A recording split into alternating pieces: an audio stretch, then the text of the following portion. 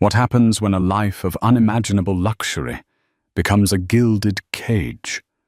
For Catherine Sterling, a lavish Fifth Avenue penthouse and the love of a billionaire magnate was her fairy tale. But one glittering discovery, a $2.7 million diamond necklace not meant for her, shattered the illusion. Pregnant, betrayed, and financially frozen by a man who promised her forever, Catherine was left with nothing but her wits and a burning need for justice. This isn't just a story of infidelity. It's the story of how one woman turned her deepest humiliation into her greatest weapon, orchestrating a public spectacle so audacious it would bring a titan of industry to his knees. The silence in Catherine Sterling's world was a specific, expensive kind.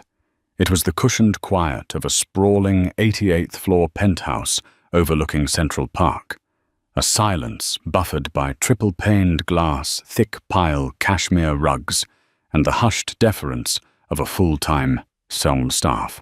It was the silence of a life curated to perfection, where every surface gleamed and every need was anticipated before it could be voiced. For 5 years, this had been her reality. Her marriage to the tech magnate Marcus Thorne, a glittering testament to a modern-day fairy tale. At 34, Catherine possessed a serene beauty that photographers for magazines like Vogue and Town and Country loved to capture. She wasn't just a wife, she was an architect, though her career had been gently shelved after the wedding, replaced by philanthropic endeavors and the demanding full-time job of being Mrs. Thorne. Now, 7 months pregnant with their first child, a daughter, she felt a nesting instinct so powerful it was almost primal.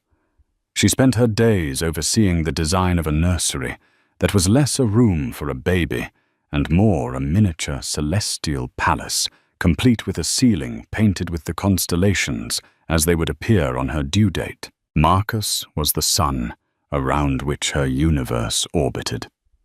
A self-made billionaire who had clawed his way up from a working-class neighborhood in Queens to the pinnacle of global finance and technology, he was a force of nature. His charisma was a high-voltage current that could power a room, and his ambition was a fire that never dimmed. He adored Catherine, or so she believed.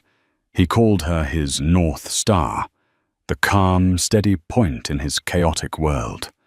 Lately, however, his orbit had become more erratic. The business trips grew more frequent.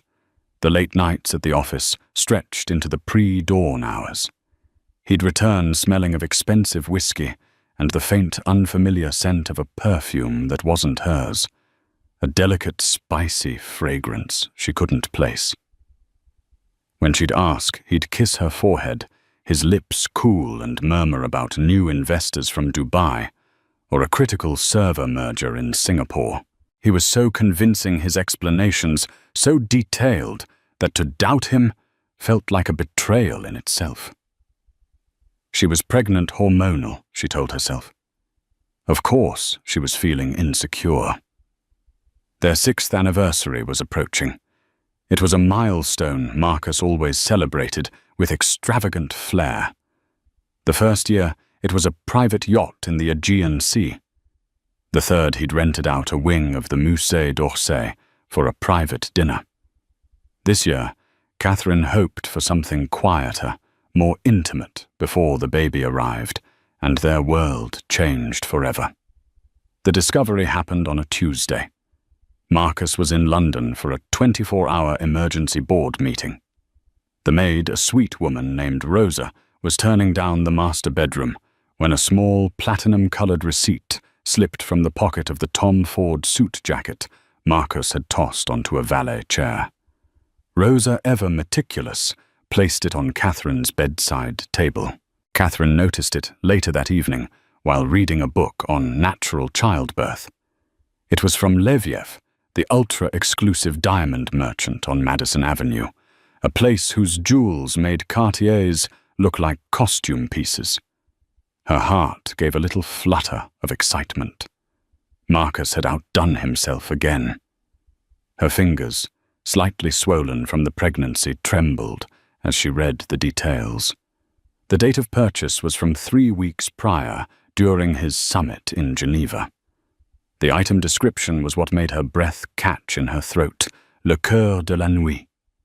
The heart of the night, a custom-designed necklace. The price made her eyes widen until they ached. $2,700,000. $2.75 million. It was an obscene amount of money, even for them. It was more than a gesture. It was a statement.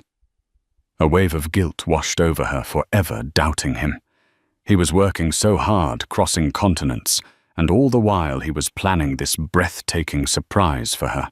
She carefully folded the receipt and tucked it away, a warm, secret thrill running through her. The anniversary was in 4 days.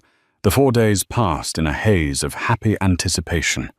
Catherine felt a renewed wave of love for her husband, a deep, abiding affection that overshadowed any lingering whispers of doubt. He was a good man. Her man. On the morning of their anniversary, she awoke to find Marcus beside her, already dressed in a crisp shirt, smelling of his signature Creed cologne. He was smiling, his dark eyes crinkling at the corners.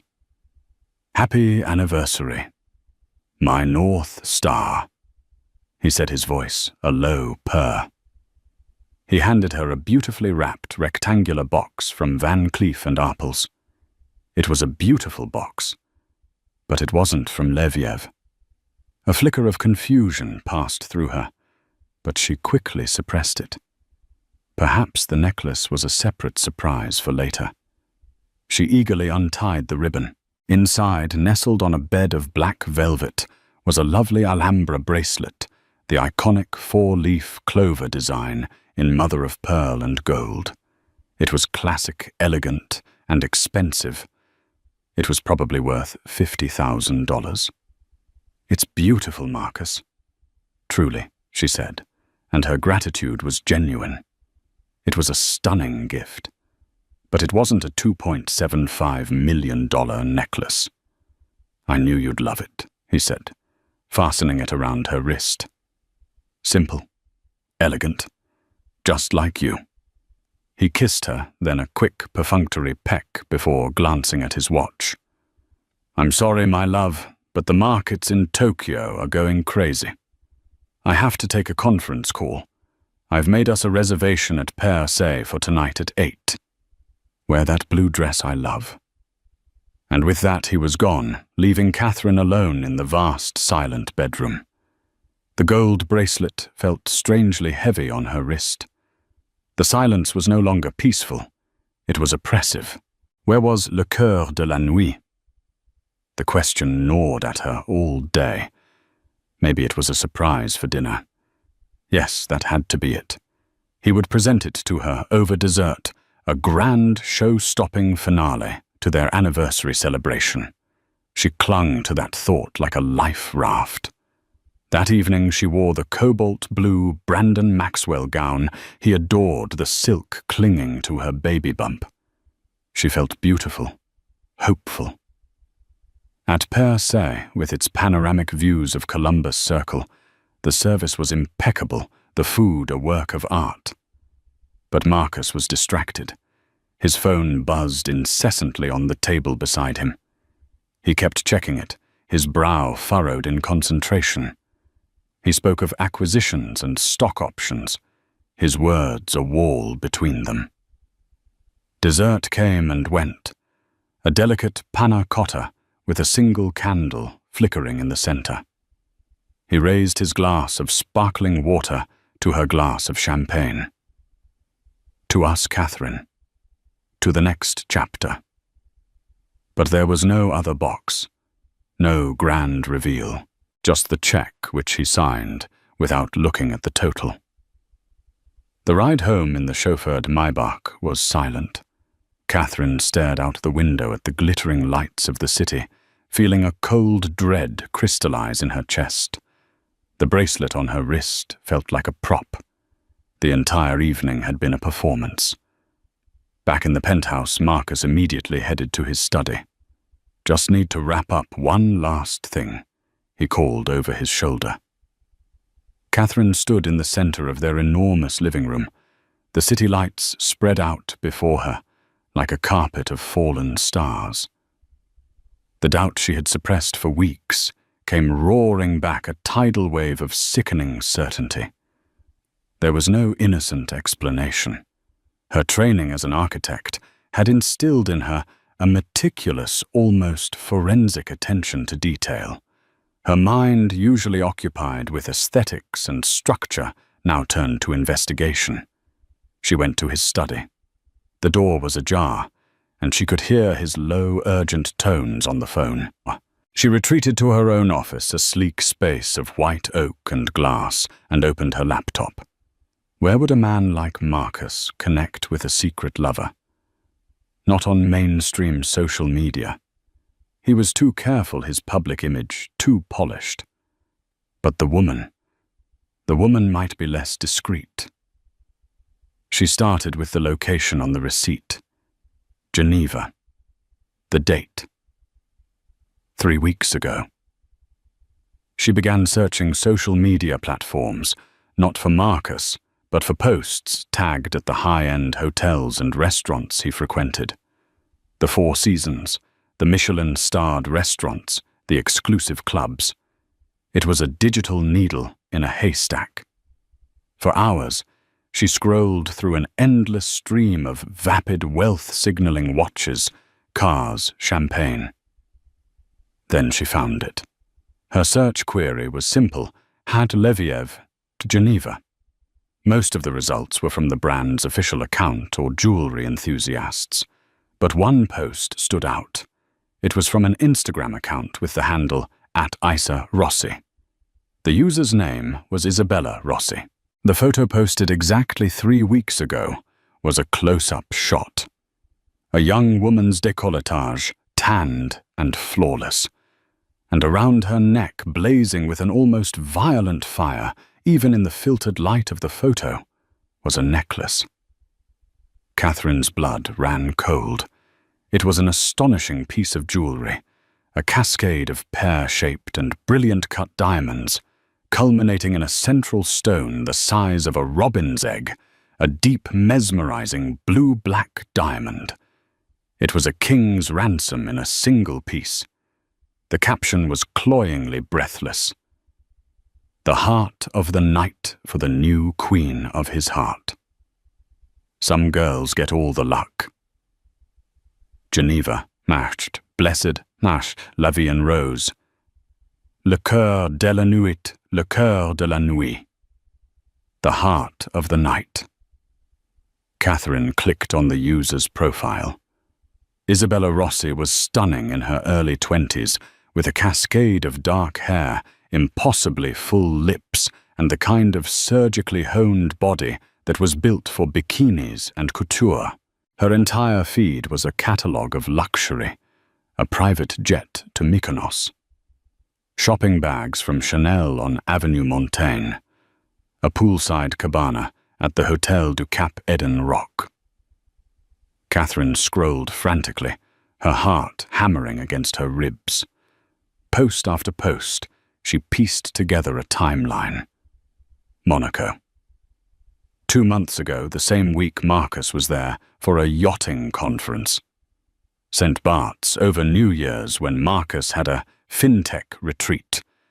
The locations mirrored his travel schedule with sickening precision.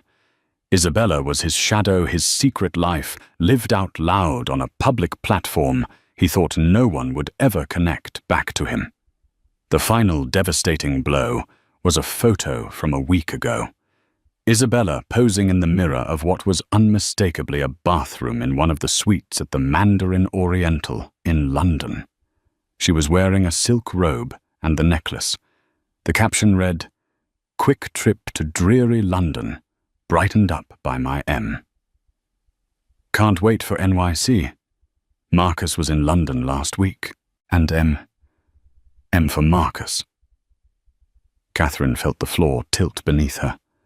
The air was sucked from her lungs. She stumbled back from her desk, one hand protectively on her stomach, the other covering her mouth to stifle a sob. It wasn't just an affair. This was a parallel life. The necklace wasn't a fling. It was an endowment. It was a declaration of love and commitment, a $3 million promise to another woman. The Alhambra bracelet on her wrist was a cheap consolation prize, an afterthought. A lie. Her marriage, her home, her carefully constructed life. It was all a sham.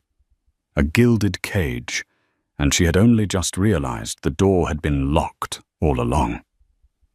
She looked at her reflection in the dark glass of her office window. Her face was pale, her eyes wide, with a horror that was just beginning to curdle into a cold, hard rage. The North Star, he called her.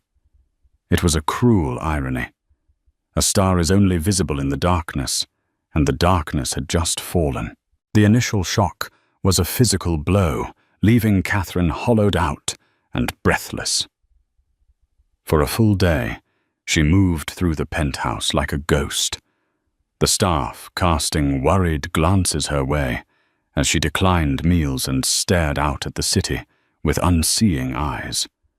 The baby inside her kicked and shifted, a small, innocent life, oblivious to the cataclysm that had just ripped its mother's world apart. That tiny, persistent movement was a lifeline, the only thing keeping her from shattering completely. Marcus returned from his study in the early hours of the morning, his tie loosened, reeking of victory and expensive scotch. He found her on the sofa, wrapped in a cashmere throw, the lights of the city her only company.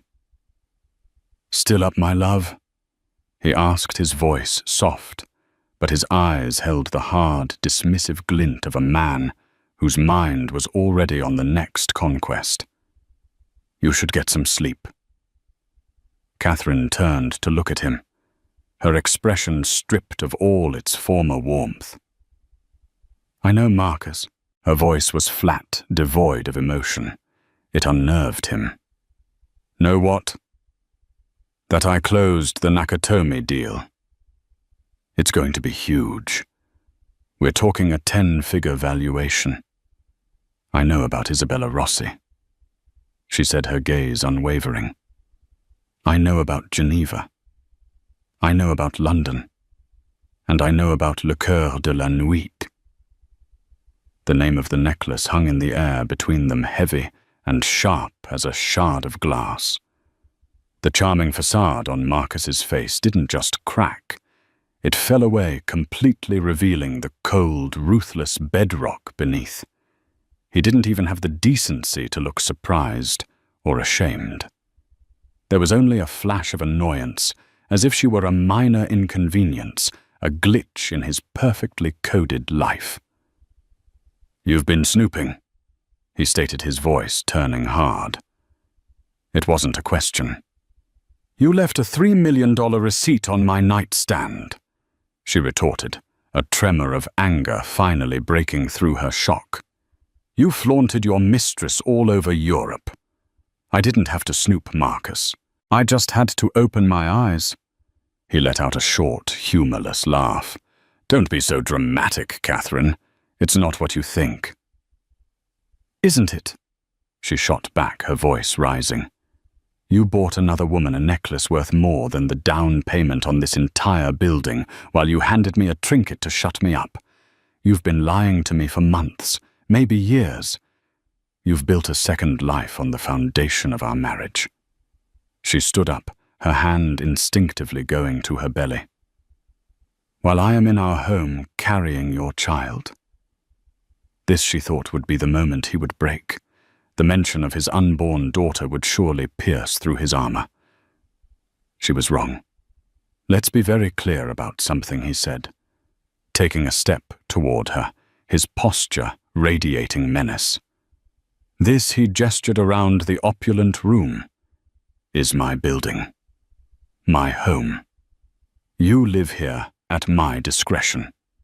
The life you have, the friends you keep, the charities you patronize, it's all funded by me. You are a line item in my budget, Catherine. A very expensive one, but a line item nonetheless. The cruelty of his words was breathtaking. Each one was a calculated strike designed to diminish her, to remind her of her dependence. Our marriage, he continued, his voice dropping to a low, conspiratorial whisper, was a good merger. It served its purpose. You gave me class, a respectable, public face. I gave you a world you couldn't have even dreamed of. But don't ever mistake a business arrangement for a fairy tale. Tears streamed down her face now, hot and silent. I loved you, Marcus. I thought you loved me. Love is for poets and children, he scoffed. I have an empire to run. Isabella understands that. She's fun. She's uncomplicated. She doesn't ask questions. He straightened his tie. Now this is what's going to happen. You will continue to play the part of the devoted wife, especially through the birth. We will maintain appearances. If you behave, your life will continue its comfortable trajectory. If you decide to make a scene, if you even think about the word divorce, I will cut you off without a cent. I will bury you in legal fees until you are begging on the street. My lawyers will paint you as an unstable gold-digging shrew, and I will make sure you never see a dime of my money. Am I understood? He was a monster. The man she had loved didn't exist. He had been a carefully crafted illusion, a role played by this cold, calculating stranger. Get out, she whispered, her voice trembling with a mixture of fear and white-hot fury. This is my house, Catherine. You don't give the orders here. But he did leave the room, striding back to his study and closing the door with a definitive click. A few minutes later, Catherine's phone pinged. A notification from her bank. Your credit card has been suspended. Another ping. Access to joint account ending in 4587 has been restricted. He was already making good on his threat. She was a prisoner, pregnant, emotionally devastated, and now financially impotent. He hadn't just broken her heart. He had put a gun to her head. The next 2 days were a blur of numb despair. She called her younger sister Chloe, a pragmatic and fiery journalist living in Brooklyn. Sobbing, she recounted the entire story, from the receipt to Marcus's vile threats. I knew it, Chloe seethed through the phone. I never trusted that slick bastard. Kat, you need to leave. Pack a bag and come to my place right now. I can't, Catherine cried. He's frozen everything. I have no money. He'll fight me for custody of the baby Chloe. He'll say I'm an unfit mother. He has the power and the money to create any narrative he wants. Okay.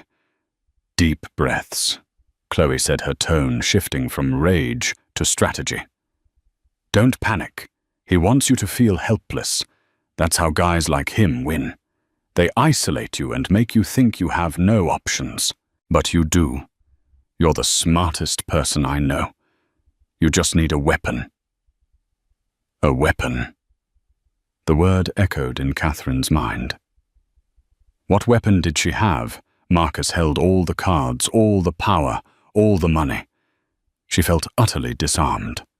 She ended the call with Chloe, promising to stay safe and think.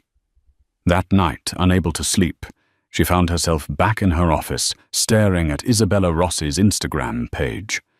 It was a digital monument to Marcus's betrayal. She scrolled with a kind of masochistic fascination, each picture a fresh stab of pain. And then she saw it.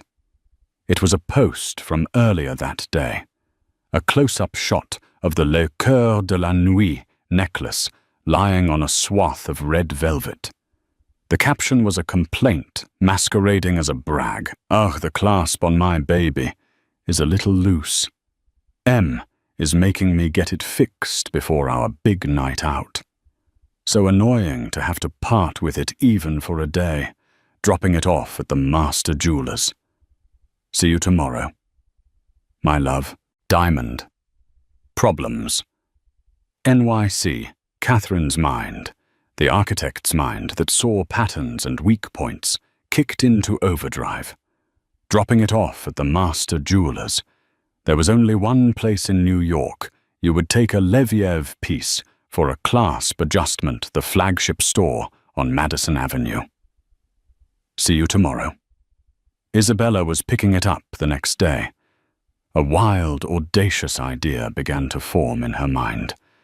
It was insane. It was terrifying. It was also, she realized with a jolt, her only way out. She was Catherine Thorne, the legal, legitimate Mrs. Thorne. The necklace was purchased by her husband, Marcus Thorne. She had his name. She had the original receipt number and details memorized. She had her marriage certificate stored in a safe in her office. To the jeweler, she was the rightful claimant. Isabella Rossi was just a name in the wind. The plan solidified with breathtaking speed and clarity. It was a heist, pure and simple. A heist to steal back a piece of her life, to reclaim a fraction of the fortune he had built while she had supported him, and to fund her escape and the war that was to come. Her heart pounded with a mixture of terror and exhilarating purpose. The despair began to recede, replaced by a cold, hard resolve. Marcus had called her a line item.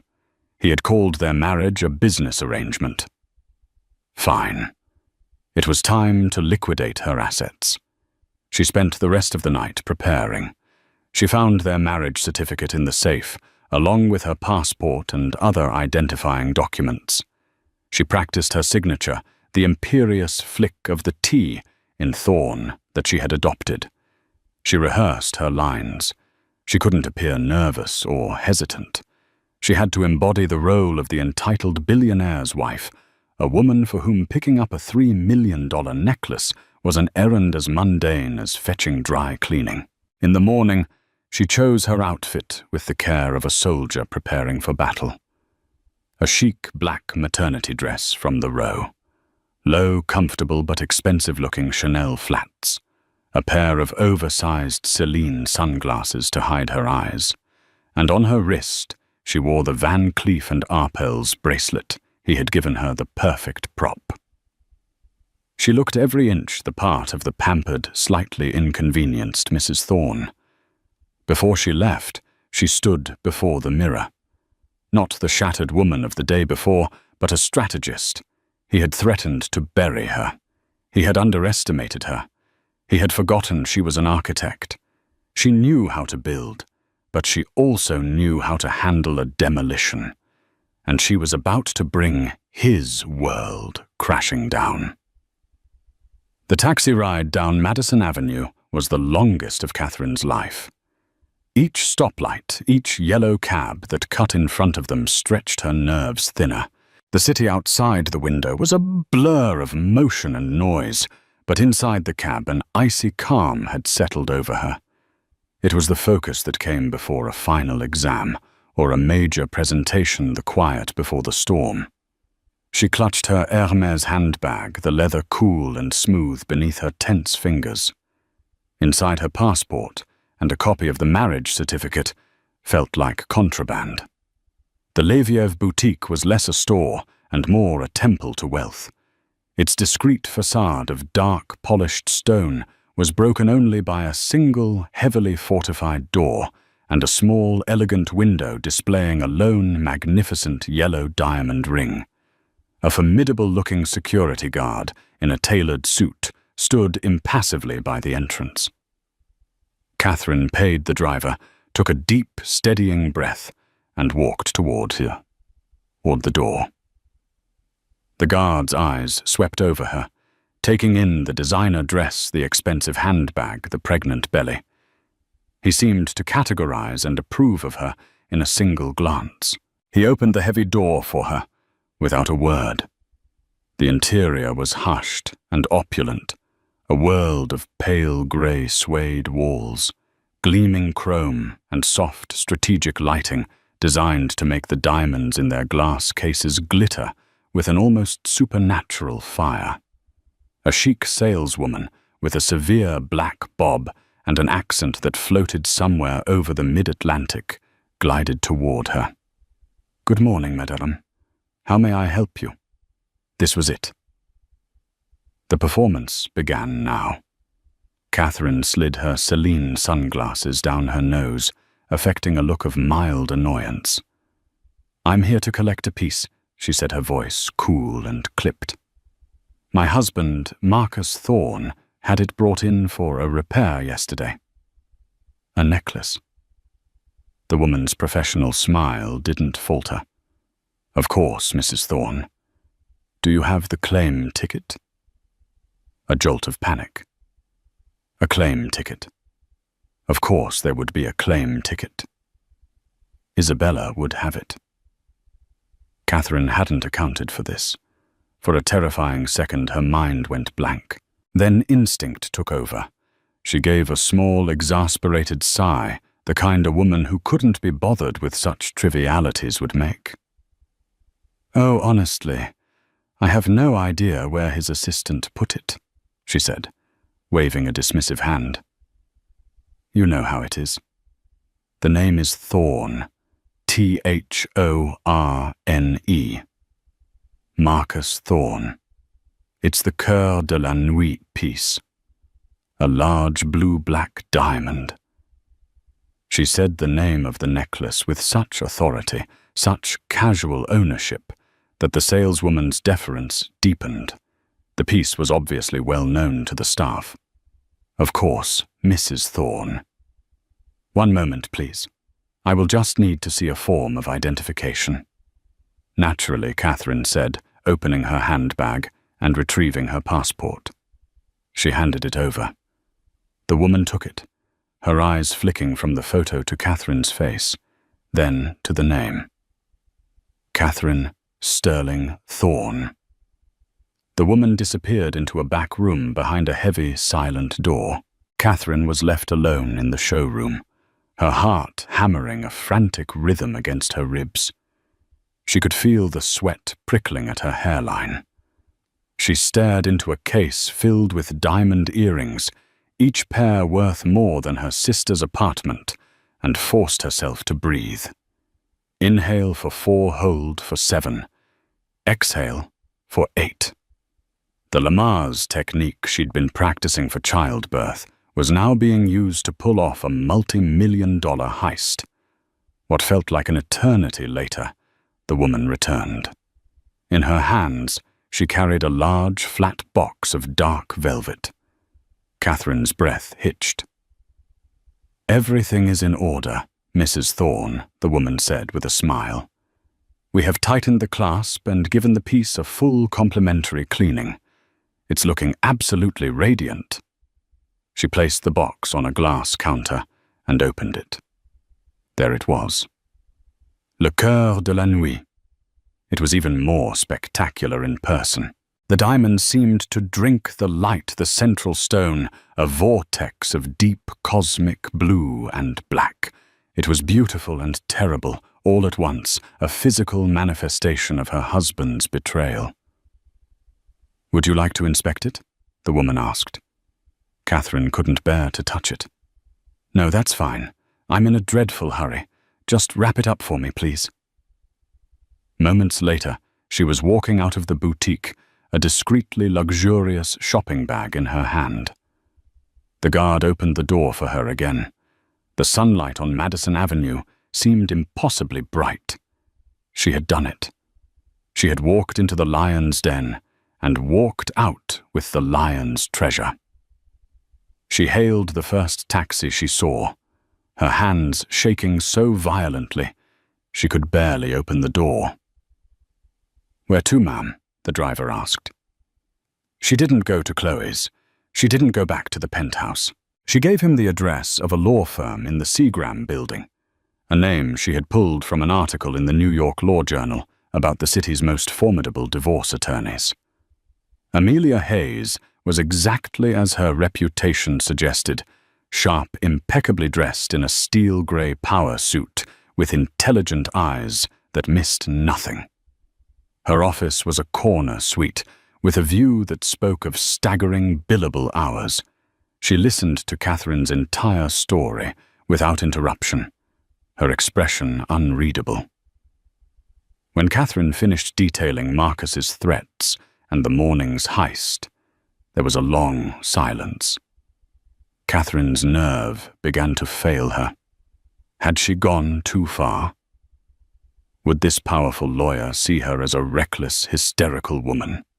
Finally, Amelia leaned forward, a slow, dangerous smile spreading across her face.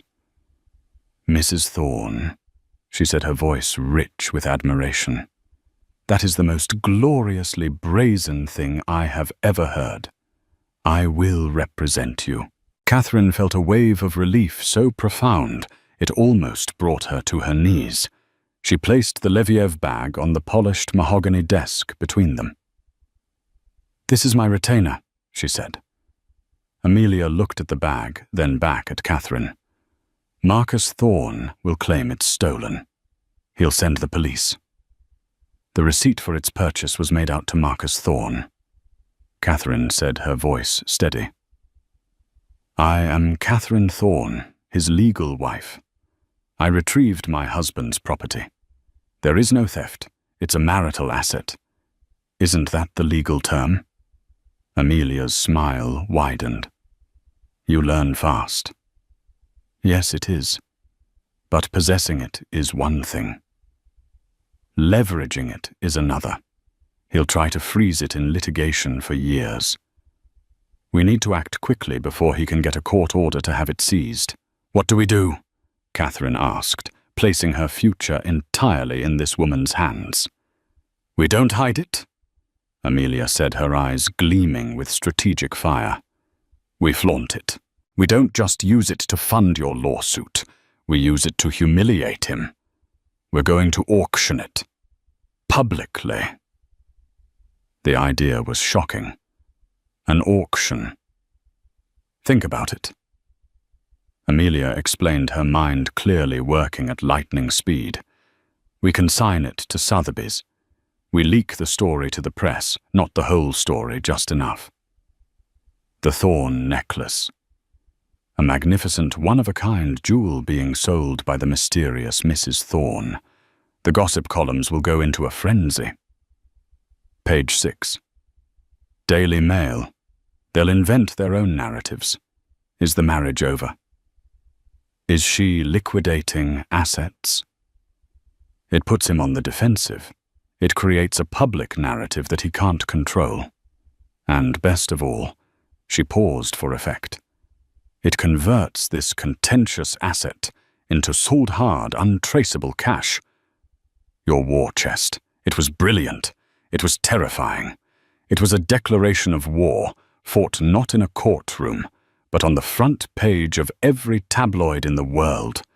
The next few weeks were a whirlwind of clandestine activity. Amelia's team moved with military precision. They vetted Catherine's story, secured her documents, and initiated contact with a senior vice president at Sotheby's auction house, a man named Alistair Finch. Finch, a dapper Englishman with a keen nose for provenance and publicity, was immediately intrigued. When he saw the necklace in the secure viewing room of Amelia's law firm, his professional composure barely concealed his excitement. "My word," he breathed, examining the stone through a jeweler's loupe. "It's a blue-black diamond of extraordinary rarity. And the story, the Thorne name attached to it. This will cause a sensation." Marcus, as expected, exploded. The moment he discovered the necklace was gone, presumably after a frantic, hysterical call from Isabella Rossi, he unleashed his fury. Catherine, who was by then safely ensconced in a luxury serviced apartment rented under a corporate LLC created by Amelia's firm, received a barrage of venomous texts and voicemails. He threatened lawsuits, criminal charges, and utter ruin. His lawyers sent cease and desist letters to both Amelia and Sotheby's claiming the necklace was stolen property. Amelia's response was a masterclass in legal jiu-jitsu. She sent back a polite letter, accompanied by a copy of the Thornes' marriage certificate, and a statement affirming that her client, Mrs. Catherine Thorne, was merely exercising her right to manage a marital asset. Sotheby's own legal department, smelling the PR opportunity of a lifetime, and protected by Catherine's clear legal standing as his wife, stood firm. They announced the auction. Lot 137 in their upcoming Magnificent Jewels auction in New York. Le Coeur de la Nuit, now publicly and deliciously nicknamed the Thorne Necklace. The pre-auction estimate was set at $3 million to $5 million, the high end, reflecting its newfound notoriety. The story erupted just as Amelia had predicted. Page 6 ran the headline, "Thorne on the Rocks. Billionaire's wife to auction mystery diamond." The article was filled with speculation, quoting anonymous friends who suggested a major marital rift. The narrative was set. Catherine was the enigmatic, wronged woman, and Marcus was the powerful husband with a secret. He was used to controlling the news cycle about his business. This personal scandal, so public and humiliating, was a territory for which he was unprepared. He was being outplayed at his own game, and he was furious. For Catherine, living in her anonymous apartment, it was a surreal experience. She was at the center of a media storm, yet completely removed from it. She spent her days attending prenatal appointments, meeting with Amelia, and preparing for the fight of her life. The fear was still there, a constant low hum beneath the surface, but it was now overlaid with a powerful sense of agency. She hadn't just taken the necklace, she had taken back control. The auction wasn't just about money, it was about justice. It was a public reckoning, and the whole world was invited to watch. The main auction salon at Sotheby's New York headquarters was a theater of immense wealth and silent predatory tension, the air thick with the scent of expensive perfume and old money, crackled with an energy that had little to do with the art and antiques lining the walls. Tonight, the main event wasn't an impressionist painting or a royal antiquity. It was a public execution of a reputation, and the room was packed with spectators eager for the spectacle. They sat in rows of plush red velvet chairs, a congregation of the world's richest and most powerful oil scions from Texas, looking bored, fresh-faced tech billionaires in hoodies, trying to look unimpressed, and stone-faced representatives for anonymous international consortiums. Along the sides of the room, a veritable flock of journalists and society columnists stood with notebooks poised, their expressions a mixture of professional interest and undisguised glee. They were vultures circling a gilded carcass, and the carcass in question was the public image of Marcus Thorne. Catherine was not among them. She was miles away in the serene anonymity of the corporate apartment that had become her sanctuary and war room. The city lights of a different neighborhood twinkled outside her window, a view she found comforting in its unfamiliarity. She sat on a plush sofa, her bare feet tucked underneath her, a bowl of untouched strawberries on the table. Beside her, Chloe provided a steady, grounding presence, her hand resting on Catherine's arm. They watched the scene unfold on a large television screen, fed by a secure private live stream link provided by Amelia's firm. The feed was crystal clear, capturing every subtle nuance, every nervous twitch, and every predatory smile. "Look at them all," Chloe murmured, her voice laced with disdain. "They look like sharks that have smelled blood in the water." Catherine could only nod her throat tight. Every time the camera panned across the crowd, her stomach twisted. These were people she knew. She had sat on charity boards with these women, hosted these men for dinner. Now they were here to watch her life get publicly dissected. She saw Blythe Carrington, the doyen of Upper East Side society, whispering behind her program to a friend, her eyes glinting. She saw a young rival of Marcus's from Silicon Valley, smirking openly. It was a painful, surreal tableau. And then the camera found him. Marcus. He sat in the third row, an island of furious stillness in a sea of murmurs. He was dressed in a dark, impeccably tailored Brioni suit, a walking monument to power and arrogance. Flanked by his lawyers, he stared straight ahead at the podium, his face a chiseled mask of control. But Catherine, who had studied that face for years, could see the truth. She saw the minute tightening of the muscles along his jaw, the almost imperceptible tremor in the hand that rested on his knee, the cold, dead fire in his eyes. He wasn't there to bid. He was there as a warning, a human shield for his own ego, trying to intimidate the room into devaluing the prize. His presence was meant to scream, "This is mine. You dare not touch it." On the podium, the auctioneer Alistair Finch, a man born for this kind of high-stakes theatre, finally arrived at the main event. And now he announced his voice, a smooth, cultured baritone that carried to every corner of the room. "We come to lot 137. A jewel of truly exceptional character, and shall we say a rather compelling modern provenance." A wave of knowing, suppressed laughter rippled through the audience. Marcus's stony expression didn't change, but a faint flush of color crept up his neck. "Known as le cœur de la nuit." Finch continued as a high-definition video of the necklace filled the large screen behind him, each diamond magnified to the size of a fist, or as the press has so memorably christened it, the Thorn Necklace. The baby inside Catherine gave a sudden powerful kick, as if reacting to the tension radiating from the screen. She gasped, placing both hands on her belly. "He's here," she whispered to Chloe, her eyes wide. It was a strange, grounding sensation, a reminder of the new life that was at the heart of this entire battle. "Of course he is," Chloe whispered back, squeezing her sister's hand. "He wants to see his mama win." The bidding began at a blistering pace. Finch, a master of his craft, orchestrated the proceedings like a symphony conductor. $2,500,000, thank you, sir. A swift start. Do I hear 2-7 a paddle, shot up from the phone bank, 2,700,000 from the telephone bidder, and 3 million from the gentleman in the fifth row. At 3 million do I hear 3.2.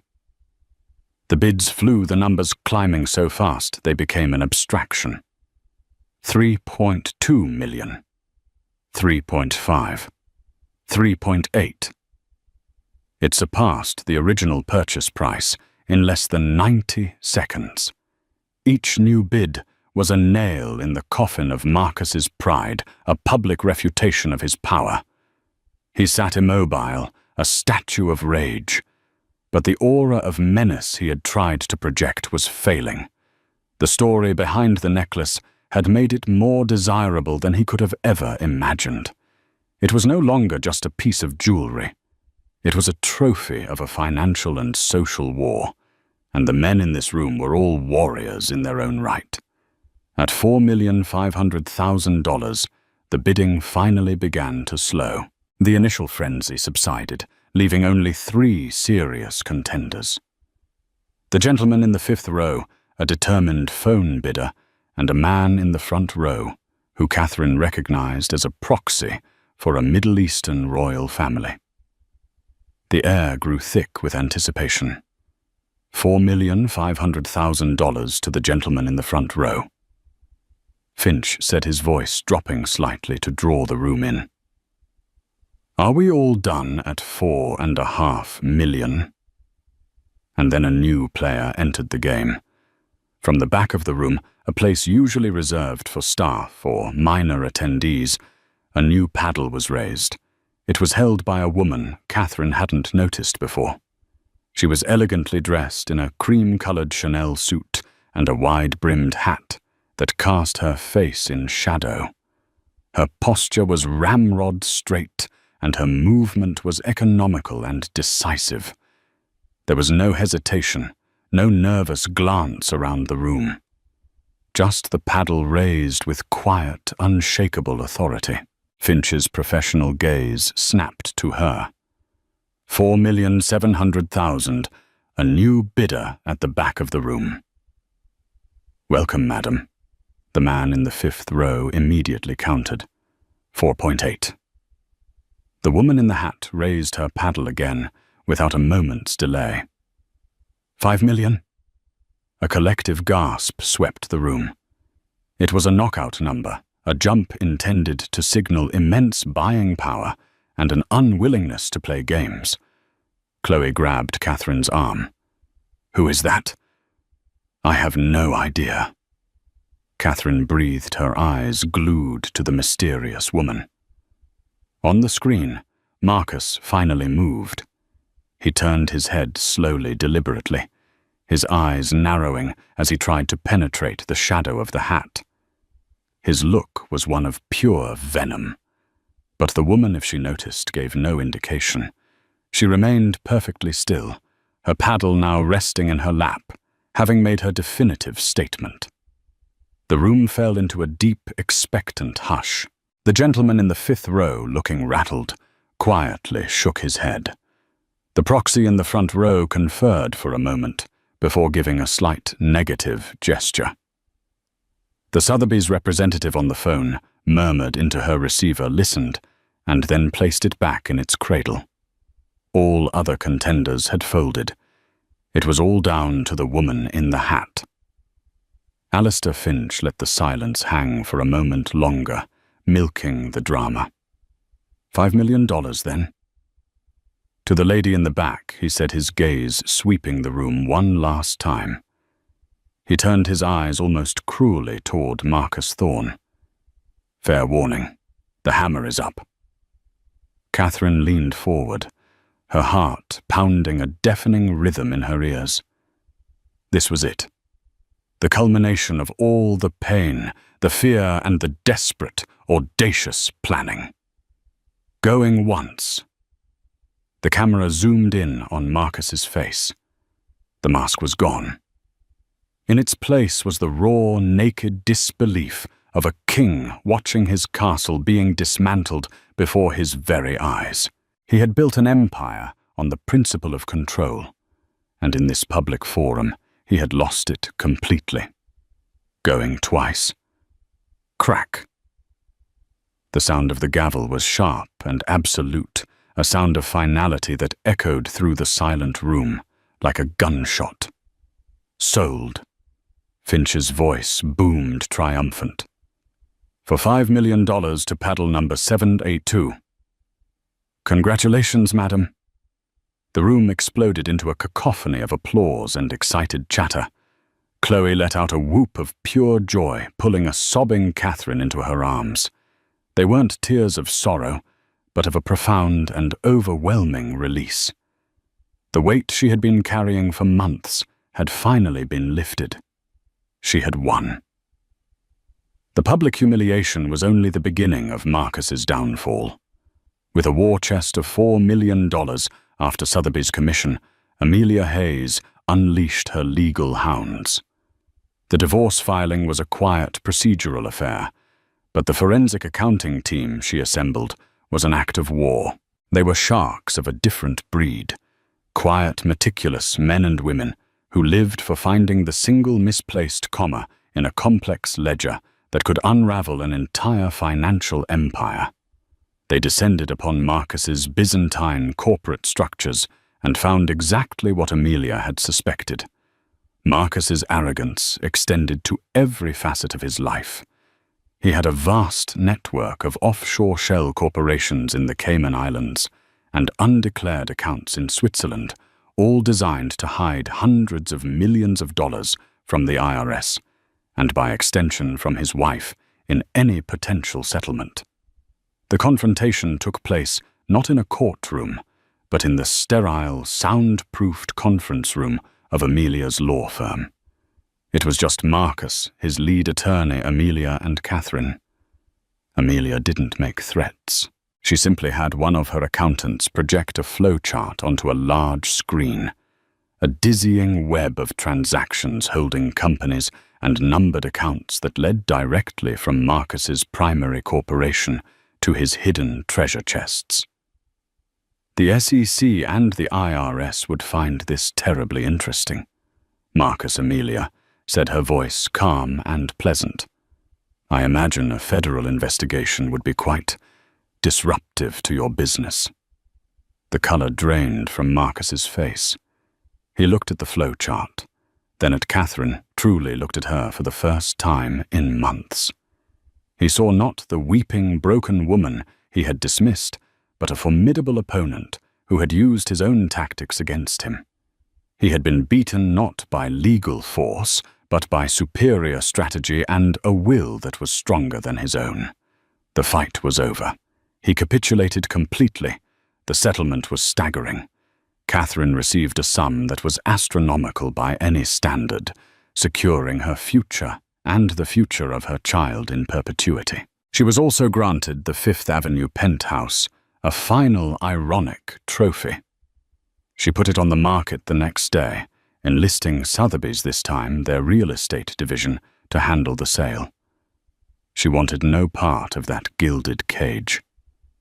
2 months after the auction, Catherine gave birth to a healthy 7-pound baby girl. She held her in her arms, looking down at the small, perfect face, and felt a love so pure and powerful it eclipsed all the pain that had come before. She named her Hope. Months later, the final pieces of the story clicked into place. The identity of the woman in the hat was revealed in a small article in a philanthropy journal. She was the executive director of the Athena Foundation, a private fund established by a reclusive female tech billionaire dedicated to supporting women facing systemic injustice. The thorn necklace, a symbol of her victory, was loaned indefinitely to the Metropolitan Museum of Art. It was displayed in its own case, the small plaque beside it reading, Le Cœur de la Nuit, gift of the Athena Foundation, a testament to the price of betrayal and the enduring value of a woman's resolve. Catherine read the article in her new home, a beautiful light-filled house in Greenwich she had designed herself.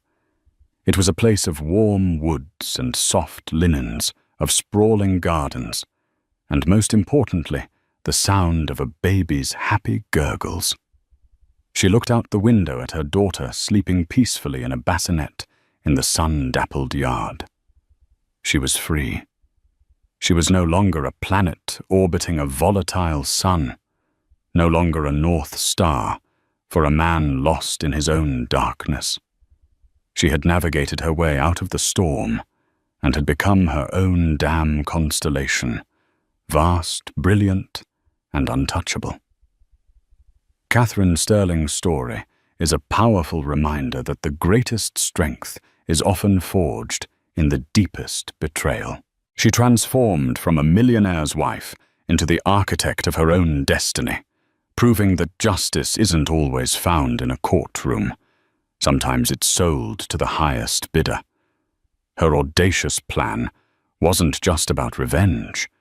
It was a masterclass in reclaiming one's power when it seems all is lost.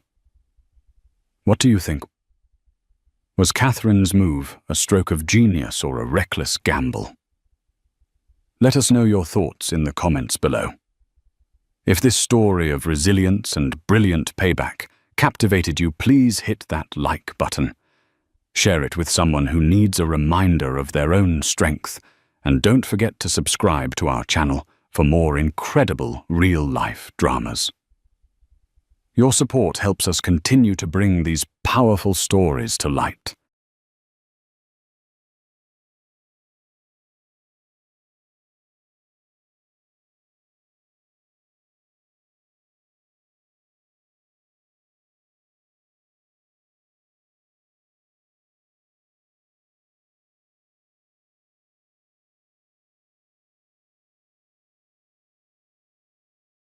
Have you ever been so certain of your happiness that the thought of it shattering feels like a scene from a movie, not your own life? I had it all, a loving husband of 8 years, a beautiful home we'd built together, and our first child on the way. I was living the dream. But then a woman I'd never met called me, her voice dripping with pity to inform me that my entire life was a lie. She was his real love, she said, and I was just an obligation. She thought she held all the cards. What she didn't know was that in my husband's world of carefully constructed lies, I was about to play an old recording that would burn it all to the ground. Our house on Maple Creek Lane wasn't just built of wood and stone. It was constructed from 8 years of shared dreams. Amelia Hayes, an interior designer by trade, had personally overseen every detail.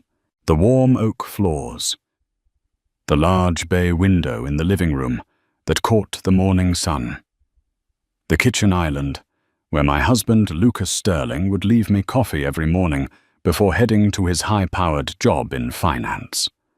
Every corner held a memory, a testament to the life we had so carefully curated. At 34 and 7 months pregnant with our first child, a daughter we planned to name Olivia, I felt a sense of profound, settled contentment. Lucas, with his sharp suit's confident smile and the faint scent of expensive cologne, was the architect of our security. He was a partner at a downtown investment firm, a world of high stakes and long hours that I respected and supported. He was my rock, my confidant, my everything. We were that couple, the one our friends pointed to as proof that true, lasting love existed. The first crack in this perfect facade was almost imperceptible. It was a Tuesday night in late May. Lucas came home well past midnight, which wasn't unusual, but the excuse was. The servers crashed downtown, had to work with IT all night to get the trading platforms back online for the Asian markets. He'd mumbled, dropping his briefcase by the door and loosening his tie. I was in bed, propped up by pillows, a book resting on my swollen belly. "Oh, honey, that's awful. Are you hungry? I can heat up the casserole." "No, I'm exhausted. Just need a shower," he said, avoiding my eyes. He kissed my forehead, a fleeting, almost obligatory gesture. As he walked past, a scent wafted over to me. It wasn't his usual Tom Ford cologne. It was something lighter, floral, distinctly feminine. Perfume. I frowned. Maybe he'd been near a female colleague during the IT crisis. Plausible. I told myself to stop being silly. My hormones were making me paranoid. I pushed the thought away, chalking it up to the anxieties of a first-time mother. But the seed of doubt had been planted. Over the next few weeks, the cracks began to spiderweb. The late nights at the office became more frequent. Phone calls were suddenly taken on the back patio, his voice a low, intimate murmur. When I'd walk by, he'd abruptly change his tone, making it louder, more professional. "Yes, I understand the risk portfolio, Henderson. Send me the updated prospectus." But I'd heard the softer tone that preceded it. He became more attached to his phone than ever, its screen angled away from me with a practiced subtlety. Once he left it on the kitchen counter while he showered. I felt a wave of guilt wash over me, but a stronger, more desperate curiosity took hold. My heart hammered against my ribs as I picked it up. Locked. Facial recognition. Of course, I put it back down, my hand trembling slightly. What was I doing? I was Amelia Hayes, and I trusted my husband. The gaslighting was a masterclass in psychological manipulation. "You seem a bit on edge lately, Ames," he said one evening, rubbing my shoulders as I stood looking out the bay window. "Is the pregnancy getting to you? You know you can talk to me about anything. You've just been so distant, Lucas. So busy." He sighed a long, weary sound. "Honey, I'm closing the biggest deal of my career. This sets us up for life. I'm doing this for us, for Olivia." I thought you understood that. The pressure is immense. The last thing I need is to feel like I'm being interrogated when I come home. He was so convincing. He expertly turned my valid concerns into an attack on his hard work, making me feel selfish and ungrateful. I found myself apologizing. "You're right. I'm sorry. I'm just being hormonal and emotional. I know you're working hard for us." He smiled, that charming, disarming smile that had made me fall in love with him at a college football game a decade ago. That's my girl. The breaking point came not with a bang, but with the quiet click of a mouse. Lucas was on a 2-day business trip to Chicago. I was organizing our digital files, sorting through years of photos and documents to make space for the torrent of baby pictures to come.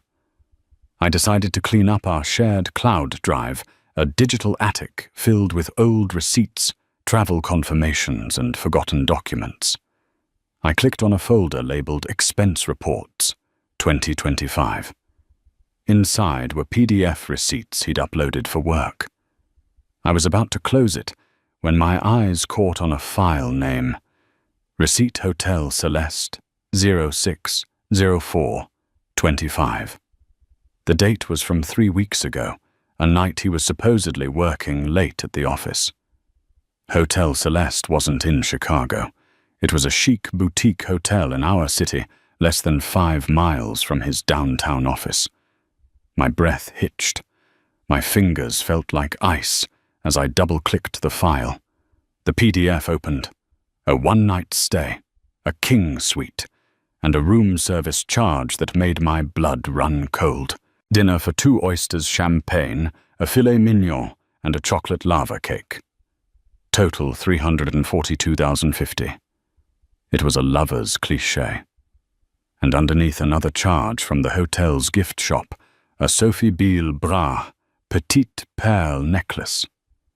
The name meant nothing to me, but the price tag did $1,250. I had never received such a necklace.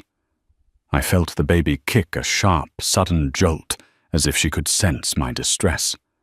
I wrapped my arms around my stomach, a primal need to protect her from the poison that was now coursing through my veins. The perfume the late nights, the secret calls it, wasn't paranoia.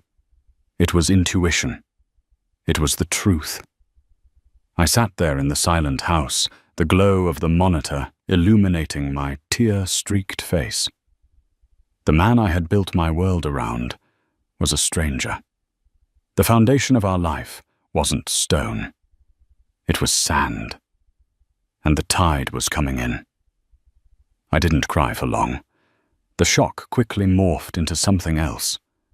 Something cool and hard and sharp. Anger.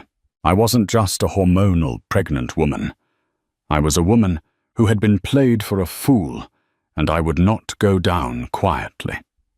My mind started working the gears of my past self, the meticulous, detail-oriented designer grinding back to life. He had built a facade. I would be the one to orchestrate its demolition.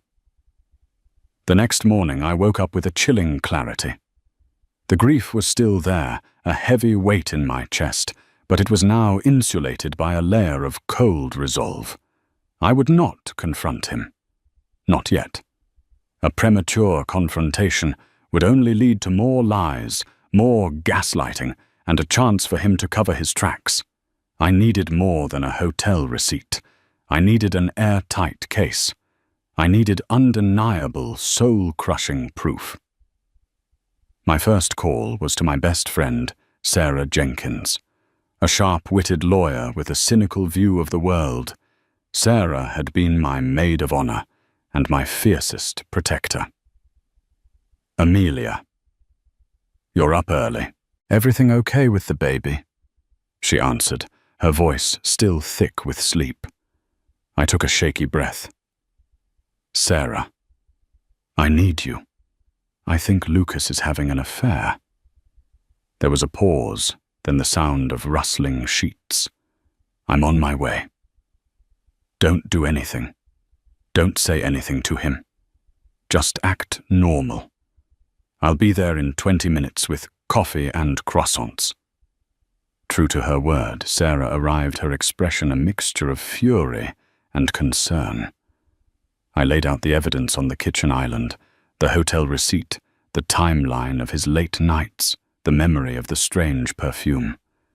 She listened intently, her lawyer's mind processing every detail. The bastard. She breathed, her knuckles white around her coffee mug. "Amelia, I am so sorry." "Don't be sorry," I said, my voice steady. "Be my counsel." "What do I do?" "We dig." Sarah said, her eyes glinting. "We become archaeologists. We're going to unearth every single lie." That afternoon, with Sarah's guidance, I began the grim task of excavating my husband's secret life. The first step was practical. I called our mobile phone provider. Posing as the doting, slightly confused pregnant wife trying to consolidate our family plan, I managed to get a detailed call and text log for the past 6 months sent to my email. "My husband is so busy, he asked me to handle it. But you know how it is with pregnancy brain." I can barely remember my own name. I'd chirped to the customer service agent, a performance that left a bitter taste in my mouth. The call log was a treasure map of deceit. There was one number that appeared with startling frequency. Dozens of calls, often late at night. Hundreds of texts. The calls were long, sometimes over an hour. I Googled the number. It was a mobile phone, no name attached. Next, the credit cards. I had access to our joint accounts. I meticulously went through months of statements cross-referencing dates with Lucas's work calendar. There were charges for dinners at intimate restaurants I'd never been to, flower deliveries to an address in a trendy downtown condo building, and payments to a high-end lingerie boutique. The Sophie Bille Brahe necklace from the hotel receipt now had context. It was all there, a digital breadcrumb trail of his betrayal. The final piece was the most painful. I needed a face, a name. Sarah, with her access to legal databases, ran the phone number. A hit. Chloe Reed. Sarah said over the phone, her voice grim. Age 26. Lives at the address where the flowers were sent. She's a junior financial analyst at Matheson & Co., one of the firms Lucas's company works with on the big merger deal. Chloe Reed. The name felt like a physical blow. I typed it into the search bar of Instagram. Her profile was public. My heart pounded as her life flashed before me on the screen. She was beautiful in a youthful, effervescent way that felt like a direct contrast to my own settled maternal state. There were pictures of her with friends, clinking champagne glasses on rooftop bars. There were photos of her in exotic locations that perfectly matched Lucas's business trips. A weekend in Miami in April. Best surprise getaway, a week in London in February. Feeling like the luckiest girl in the world. And then I saw it. A photo posted 3 weeks ago. It was a close-up of her neck and collarbone, showcasing a delicate pearl necklace. the Sophie Biel Brahe. The caption read, "Sometimes you meet a person and you just know that they are your person." My heart is so full. I scrolled further. Cryptic posts about a love that was complicated, but worth it. A picture of 2 wine glasses with the caption, "Celebrating our future." In the reflection of one of the glasses, I could just make out the blurred silhouette of a man in a suit. Lucas. I felt a wave of nausea so intense, I had to grip the edge of my desk. This wasn't a fleeting mistake. This was a parallel life. He hadn't just cheated on me. He had built a completely separate world with this woman. A world where he was a romantic hero sweeping her off her feet. He was funding her lifestyle, her apartment, her happiness with the money he claimed to be earning for our family, for our daughter. That night, unable to sleep, I wandered into the nursery. The crib was assembled, the walls painted a soft shade of lavender. Tiny clothes were folded in the dresser. This room, once a symbol of our shared future, now felt like a stage for a tragic play. Overwhelmed by a sudden wave of nostalgia for a time when I believed in our story, I opened my laptop again, not to look for more evidence, but for comfort. I navigated to my personal cloud storage to a folder I hadn't opened in years, simply labeled Memories. It was filled with old photos from college scans of love letters and short video clips from our early days. And then I saw the file Proposal Audio 05/12/2017 4A. My breath caught. I had completely forgotten about it. On the night he proposed during a picnic under the stars at our favorite spot overlooking the city, I had been so overwhelmed with emotion that I had surreptitiously hit the record button on my phone, wanting to capture his words forever. I had saved the audio file and forgotten all about it. My finger hovered over the play button. Did I really want to hear this? Did I want to hear the voice of the man I thought I was marrying, knowing what I knew now? With a sense of morbid curiosity, I clicked. Lucas's voice, younger, clearer, and filled with an earnestness that tore at my heart, filled the silent room. Amelia Hayes. The recording began his voice, thick with emotion. "From the moment I saw you arguing with Professor Albright about Keynesian economics, I knew I was in trouble. You were brilliant and fierce, and you didn't even know I existed. For the last 2 years, you haven't just been my girlfriend. You've been my home. Everything I do, every ambition I have, it's all just a different path leading back to you.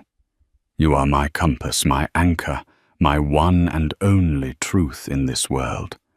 There is no version of my life, no possible future that makes any sense without you in it. I love you more than I know how to say. So I'm asking you, will you make my life complete? Will you marry me?" Tears streamed down my face, hot and silent. I listened to my own choked sob on the recording, my whispered yes. It was the most beautiful, heartfelt declaration of love I had ever heard, and it was all a lie. Or was it? He must have meant it then. What had changed? Did it even matter? The man on that recording was dead. In his place stood a hollow stranger who spoke of risk portfolios and loved another woman. But as the audio file finished, the grief was replaced by a surge of electrifying power. I didn't just have credit card statements and phone logs anymore. I had his own words. I had his soul captured in an audio file from a time when he presumably still had one. This recording wasn't a painful memory. It was a weapon, and I knew exactly when and how I was going to use it. The plan began to form in my mind, intricate and precise, like one of my own design blueprints. A simple confrontation was beneath the scale of his betrayal. Exposing him to just me would allow him to wriggle free to spin more tales. No, the demolition had to be public. It had to be witnessed. The pillars of his carefully constructed life-family reputation, success, all had to come crashing down at once. The perfect stage presented itself a week later. His parents, Robert and Carol Sterling, were coming to town. They were lovely people, a classic old-money couple from Connecticut, who adored me and were ecstatic about their first grandchild. They had called to arrange a visit specifically to see the nursery and celebrate with us. Lucas, ever the devoted son, suggested we host a small family dinner at our house the following Saturday. Just us and my parents, he'd said, smiling at me over breakfast. A little celebration for Olivia before she arrives. We can show them everything you've done with the nursery. They'll be so thrilled. It was perfect. The ultimate audience. His adoring parents who saw him as the golden boy who could do no wrong. I spent the week preparing not just for the dinner, but for the performance of my life. I was the perfect, glowing, expectant mother. I discussed menu options with Lucas, feigned excitement about his parents' visit, and played the role of the happy, oblivious wife. Inside, I was a coiled spring of ice and fury. Every smile I gave him, every loving touch I accepted, felt like a betrayal of myself, but it was a necessary evil. I was setting the trap, and the bait had to be convincing. The day before the dinner, my phone rang. It was an unknown number, the same number I had traced to Chloe Reed.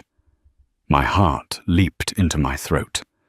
I had expected to have to orchestrate this part of the confrontation myself, but it seemed my husband's arrogance was about to do the work for me. I let it ring 3 times before answering, composing my voice to sound calm, slightly questioning. Hello. Is this Amelia? The voice on the other end was young, confident, and laced with an infuriating note of condescending pity. It is. Who's calling? I asked, keeping my tone neutral. My name is Chloe Reed. She paused as if expecting the name to shatter me. I think we need to talk. About Lucas. Here it was.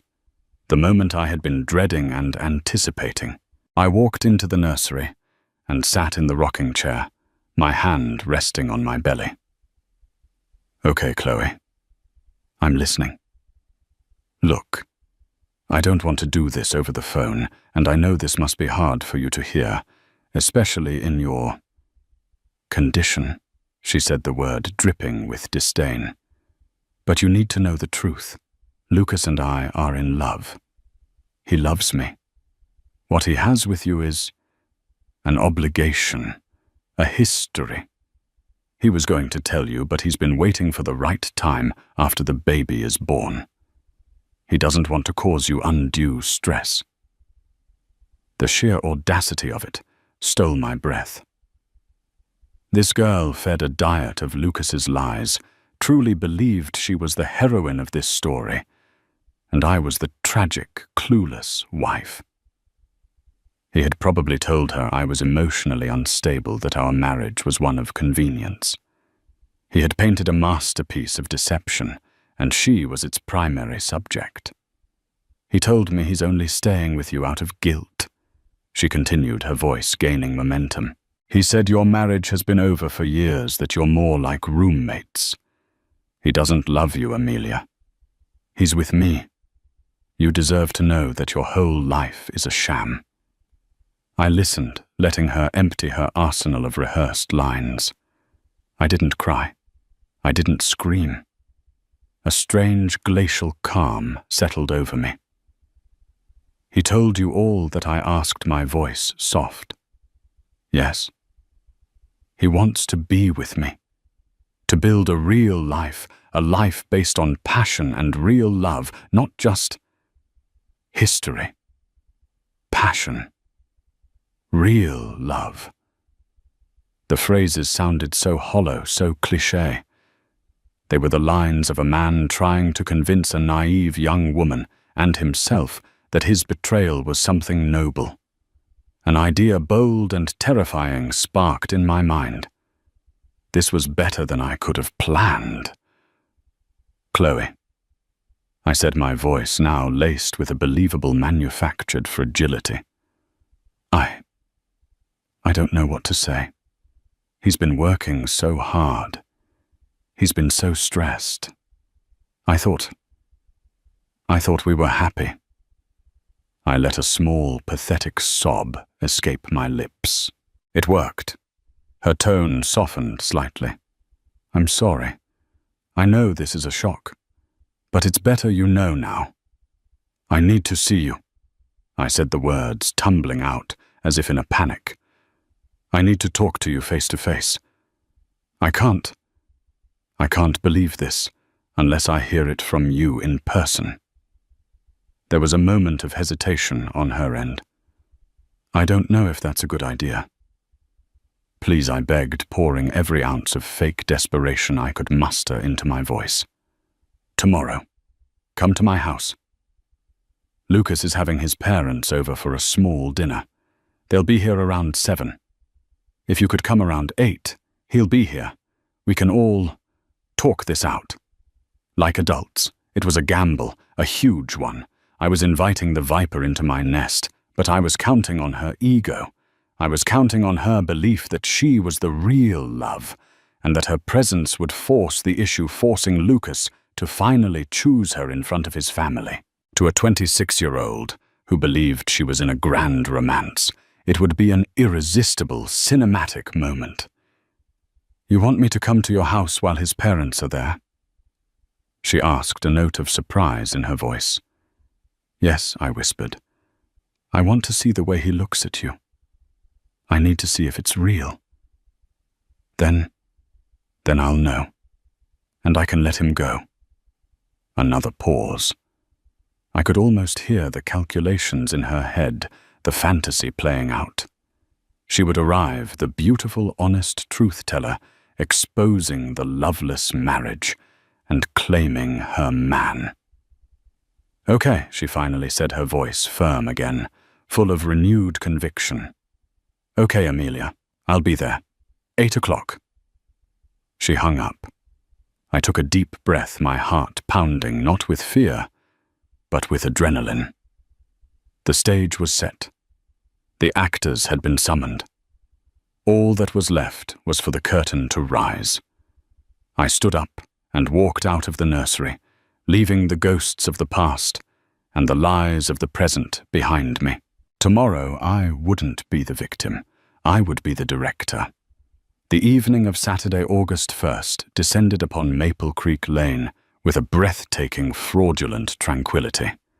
The air in our home was thick with the savory aroma of rosemary roasted chicken and garlic potatoes, a scent I had always associated with comfort and celebration.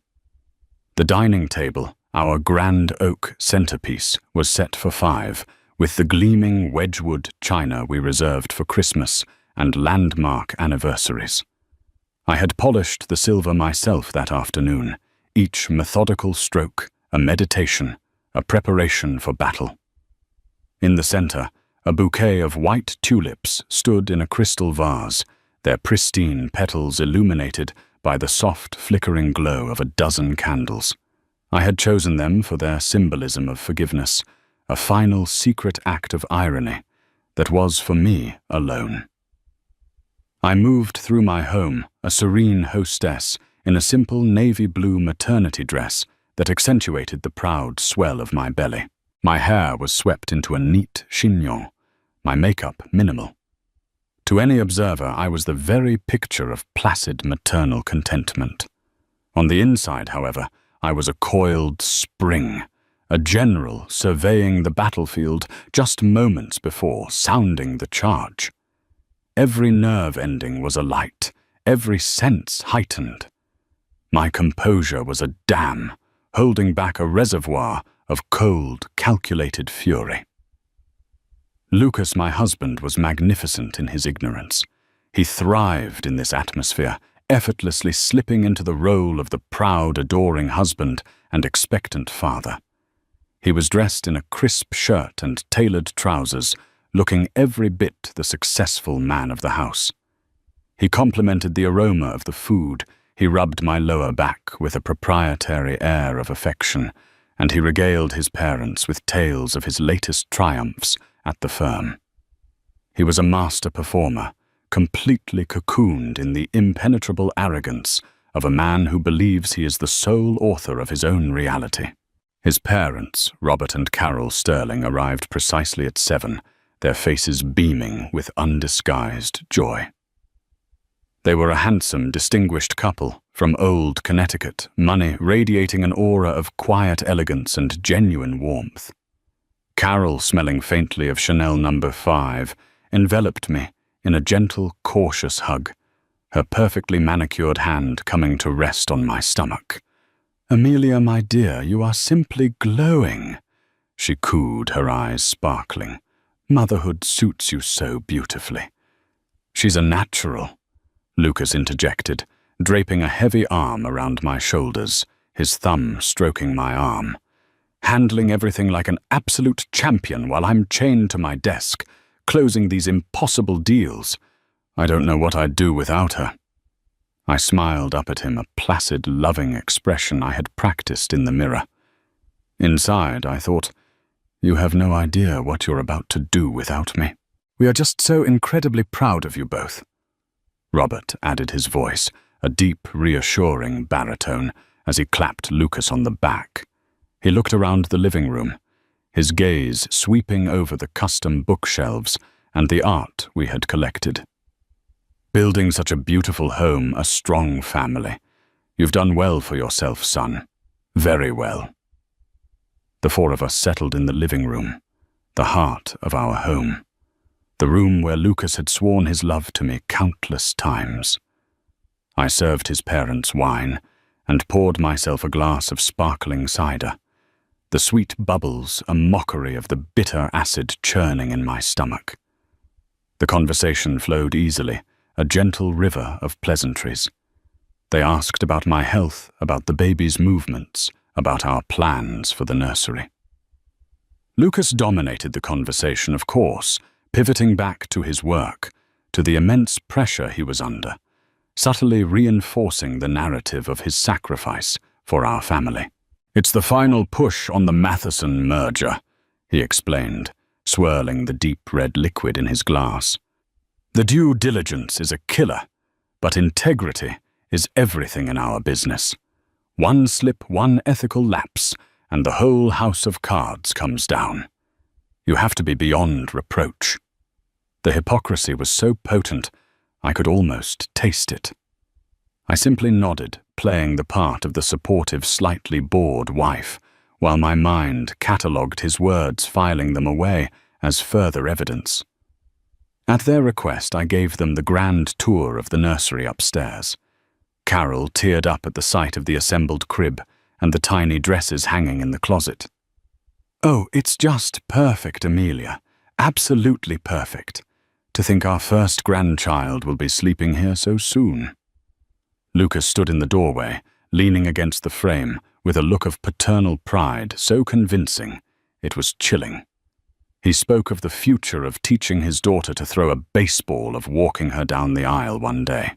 He was building a fantasy of the future, even as I was preparing to incinerate his present.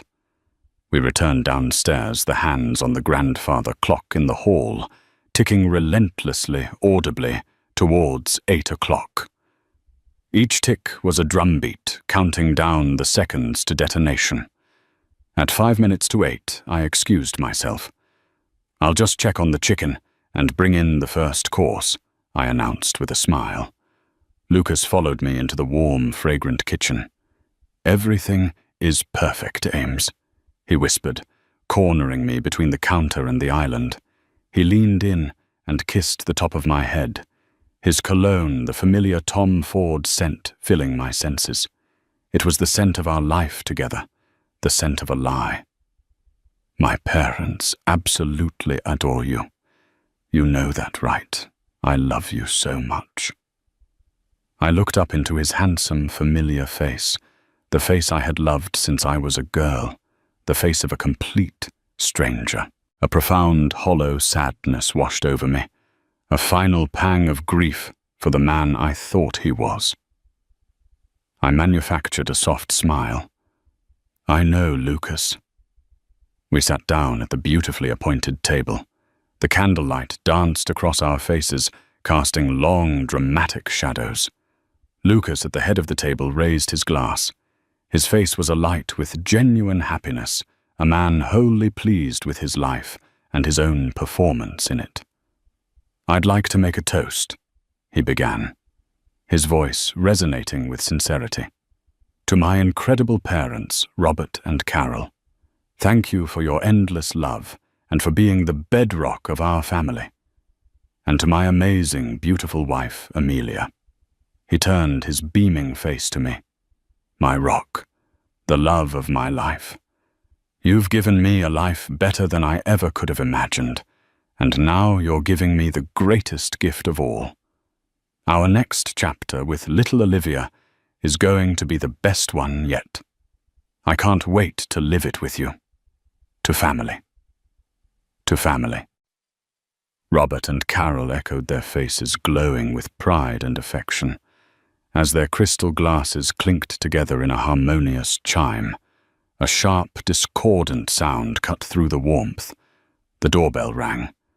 The sound was jarring an electric shock to the placid atmosphere. A flicker of genuine confusion crossed Lucas's face. He lowered his glass. "Are we expecting someone else?" "No," I said, my voice a perfect imitation of mild surprise. I calmly placed my linen napkin on the table beside my plate. "I'll get it." My heart was a frantic drum against my ribs, but my movements were fluid and unhurried. I pushed my chair back, the legs scraping softly against the polished oak floor. Every eye was on me as I walked from the dining room, through the living room, and into the foyer. The house was silent save for the ticking of the clock. I felt like an actress walking onto a stage, every sense on high alert. I reached the heavy front door, my hand steady as I wrapped it around the cool, solid brass knob. I took one final deep, fortifying breath and pulled the door inward. There, bathed in the soft yellow light of the porch lamp, stood Chloe Reed. She was exactly as I had pictured her from her Instagram profile, though in person her ambition felt more palpable, more desperate. She wore a stylish black dress that was just a little too tight, her makeup a little too heavy for a quiet family dinner. Her blonde hair was perfectly styled, and she held her chin high, but I could see the nervous tremor in her hands. Her eyes, wide and determined, darted past me, fixing on the domestic tableau in the dining room. From the corner of my eye, I saw Lucas. He had risen halfway from his chair, his body frozen in a strange, contorted posture. Every drop of blood had drained from his face, leaving it a waxy, ghostly white. His mouth hung slightly open. His toast, forgotten his expression, one of pure, unadulterated horror. He looked like a man who had just seen his own executioner walk through the door. Robert and Carol simply looked on, their faces etched with polite confusion. "Chloe," Lucas stammered, his voice a strangled whisper that barely carried across the room. What in God's name are you doing here?" Chloe ignored him completely. Her performance was not for him. It was for his parents and for me. She took a purposeful step across the threshold, bringing the faint floral scent of her perfume, the ghost scent from his shirts, into my home. Her gaze, filled with a potent cocktail of pity and resolve, landed on me before sweeping towards the Sterlings. "Hello?" she began, her voice shaking almost imperceptibly, but fortified with rehearsed conviction. "I am so terribly sorry to interrupt your dinner. My name is Chloe Reed." She took another deliberate step into the room, forcing Lucas to stumble backward.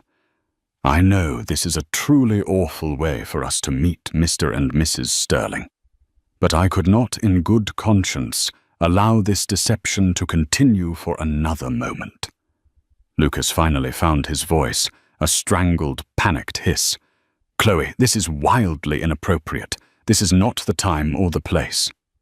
"It's never the right time for the truth, is it, Lucas?" she retorted, her confidence surging as she saw his panic.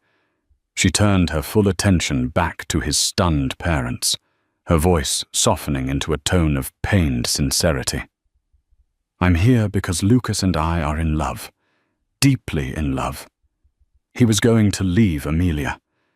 He's been agonizing over how to tell you both. He's only been staying with her out of a sense of duty, a sense of guilt because of the baby. But his heart, his future, that's with me." A sharp, audible gasp escaped from Carol Sterling. Her hand flew to her chest, as if to physically keep her heart from breaking. Robert's face, once warm and proud, was hardening into a mask of granite. "Lucas, what is the meaning of this?" Robert demanded, his voice a low, dangerous rumble. "She's lying," Lucas sputtered, finally lashing out his eyes wide with frantic desperation. He began to invent, to weave a new lie on the spot. She's a junior analyst from a partner firm. She developed an unhealthy fixation on me. I tried to let her down gently, but she's been harassing me. She's unstable, Amelia, honey. Tell them this is completely insane." Every head in the room swiveled to me.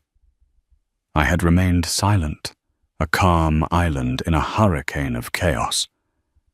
I let the silence stretch, letting his frantic, pathetic lies hang in the air and rot. Chloe looked smugly triumphant. Lucas looked at me with pleading eyes, begging me to validate his lie to save him. I finally moved. I walked slowly, deliberately to the head of the dining table, to the spot where Lucas had stood just minutes before, toasting our love. I looked at Chloe, my expression not one of anger, but of a kind of clinical pity. "You believe you're his real love?" I asked, my voice slicing through the tension, clear and steady. "He told you our marriage was a loveless obligation, that he didn't love me." "Yes," Chloe said, her chin jutting out defiantly. "He told me everything." "I see," I said, nodding slowly. "The thing about Lucas, you see, is that he tells many stories. He is a wonderful storyteller. He told you a story of a tragic, trapped man finding his soulmate. It's a beautiful story. I'm sure in those moments when he was telling it to you, he was incredibly convincing." I reached into the pocket of my dress and pulled out my phone. My hand did not tremble. My eyes locked with Lucas's. The terror that had been simmering in them all evening now boiled over into pure, abject dread. He knew what was coming. "Lucas," I said, my voice softening just a fraction, which only made it sound more menacing. "You seem to have forgotten some of the other stories you've told. It's so hard to keep them all straight, isn't it? Let me help you remember one of them." With a few deliberate taps on the screen, I connected my phone to the Sonos speaker system that we had installed throughout the house. A small blue light on the speaker in the living room blinked once, signifying the connection. A moment of pristine, perfect silence hung in the air, a collective held breath. And then a voice filled the room. His voice. Younger, clearer, aching with an earnestness that was now grotesque in its sincerity. Amelia Hayes. The recording began his voice thick with raw, unfiltered emotion. "From the moment I saw you arguing with Professor Albright about Keynesian economics, I knew I was in trouble. You were brilliant and fierce, and you didn't even know I existed. For the last 2 years, you haven't just been my girlfriend. You've been my home. Everything I do, every ambition I have, it's all just a different path leading back to you. You are my compass, my anchor, my one and only truth in this world. There is no version of my life, no possible future, that makes any sense without you in it. I love you more than I know how to say. So I'm asking you, will you make my life complete? Will you marry me? The audio played out each word, a spectral bullet from the past, tearing through the tissue of his present-day lies. When the recording ended with the sound of my own tearful whispered door, "Yes." The silence that crashed down upon the room was absolute, profound, and devastating. I watched Chloe's face. It was a slow-motion demolition. The defiant confidence shattered, first replaced by confusion, then by a flicker of dawning comprehension, and finally by the vacant, hollow-eyed horror of complete and utter realization. The romantic words he had whispered to her, the promises of a future, she understood now that they were not original. She was not his one great love. She was an echo, an affair built on plagiarized lines and recycled sentiment. Then I looked at my husband. Lucas was a husk. The color had not returned to his face. He was a portrait in shades of gray. His shoulders were slumped, his body seemingly having collapsed in on itself. He was utterly exposed, stripped naked by his own words, haunted and condemned by the ghost of a better man. Carol was weeping openly now, quiet, heartbroken sobs shaking her entire body as she stared at her son with revulsion. Robert was perfectly still, his face like a stone carving his jaw clenched so tight I thought it might crack. Finally, I turned my gaze back to the two of them, the architect of this ruin and his last failed project. "The difference between you and me, Chloe," I said, my voice resonating with a power I never knew I possessed, "is that when I was told a story, I was smart enough to keep the receipts. And the difference between the man on that recording and the man standing in this room," I said, my eyes boring into my husband's, "is that one of them had a soul." I took a deep, cleansing breath, the first truly easy breath I had taken in months. I was no longer a victim in their story. I was the author of its ending. "Now both of you get out of my house." Chloe was the first to break. The silence left by the echo of my husband's recorded voice was too heavy for her flimsy confidence to bear. A choked, guttural sob ripped from her throat, a sound of utter humiliation. Her carefully constructed fantasy had been publicly, brutally dismantled. She didn't look at Lucas. She didn't look at me. Her eyes were wild, unseeing as she spun around and fled her stylish heels, clattering a frantic, desperate rhythm on the oak floors and down the stone steps of the front porch. The sound faded into the night, leaving a void that was somehow more damning than the confrontation itself. Lucas remained a statue carved from ash and disbelief. His entire world had just detonated, and he was standing at its epicenter. His eyes, stripped of their usual confident sparkle, finally found mine.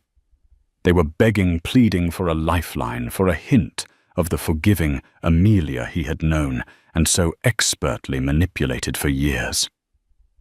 "Amelia," he began, his voice a hoarse, broken thing.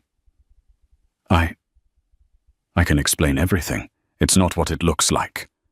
Before another lie could form on his lips, Robert Sterling's voice cut through the air like a sheet of ice. "No." The single word was delivered with such quiet, absolute authority that Lucas flinched as if struck. "You cannot explain this. You will not try. You will not say another word to this woman." Robert, who I had only ever known as a jovial, warm-hearted patriarch, now looked like a wrathful god. He rose from his chair, his movements stiff with a rage that seemed to vibrate vibrate in the very air around him. He walked not to me, but to his son, stopping a foot away. His face was a mask of cold fury and profound disappointment. "We raised you to be a man of honor." Robert said, his voice low and trembling with suppressed fury. "We taught you that your word was your bond. We celebrated this marriage. We welcomed this wonderful woman into our hearts as our own daughter, and you have desecrated all of it. You have not only destroyed your marriage and brought shame upon your wife as she carries your child, but you have also disgraced the name of Sterling. I have never in my 70 years been more ashamed than I am in this moment looking at you." He did not shout. He did not need to. Each word was a perfectly aimed blow, landing with devastating precision. Lucas visibly shrank under the weight of his father's condemnation, his head bowing in the first genuine display of shame I had seen all night. Carol, her face pale and streaked with mascara, came to my side. She bypassed her son as if he were a piece of furniture, taking my hand in both of her trembling ones. "Amelia, my dear girl," she whispered, her voice thick with tears. "There are no words. There are no apologies deep enough to cover this sin. You are our family. Please, whatever happens, know that you are still our family. What he has done, it is unforgivable." She squeezed my hand, a silent promise of allegiance, before turning to her husband. "Robert, let's go. We cannot stay here." Robert gave a curt nod, his gaze still fixed on Lucas with utter contempt. "You will hear from me tomorrow," he stated, a clear threat hanging in the air. Then he turned his back on his son, a gesture of finality more powerful than any argument. He and Carol walked out of the house, closing the door softly behind them, leaving Lucas and me alone in the cathedral of our ruined life. The silence that descended was suffocating. Lucas finally dared to move toward me, his hand outstretched, a pathetic, pleading gesture. "Ames, please, don't listen to them. Listen to me. We can fix this. I swear we can go to counseling. It was a mistake, a stupid, terrible mistake. She meant nothing." I looked at him, and for the first time, I felt nothing. The love, the anger, the pain, it had all been cauterized, leaving behind only a sterile, cold clarity. "A mistake, Lucas," I said, my voice eerily calm. "A mistake is taking the wrong turn on the highway. A mistake is forgetting to pick up milk. This wasn't a mistake. This was a project. You managed it with the same meticulous detail you apply to your financial portfolios. You compartmentalized.